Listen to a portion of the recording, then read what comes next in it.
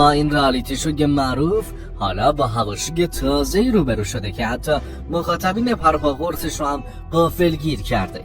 این برنامه قبل از این ماجرای جدید تونسته بود توی مدت کوتاهی رکورد بازدیدهای یوتیوب فارسی رو جابجا کنه و به شکلی انفجاری ویوهای میلیونی دریافت کنه.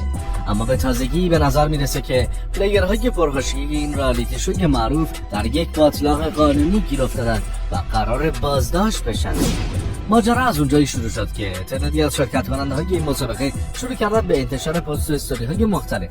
شاید در نگاه اول خیلی‌ها فکر می‌کردن این هم یه ترفند جدیده برای جذب مخاطب، ولی وقتی پلیرها پی به این داستان بردن که با لو دادن ماجراهای بعدی میتونن بازدیدهای بالاتری کسب کنن، شروع کردن به افشاگری و اسپویل مسابقه، ماجرایی که قوانین اصلی این رئالیتی شو رو نقض می‌کرد.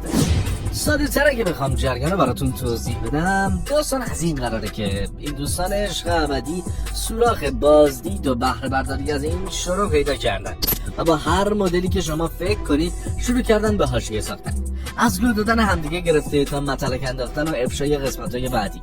همین کار ساده باعث شد تا دنبال کننده های این عزیزان به شکلی باور نکردنی به سقف بچسبه و نرخ تبلیغاتی اونها زیر 40 میلیون تومان برای یک استوری 10 ثانیه‌ای نباشه.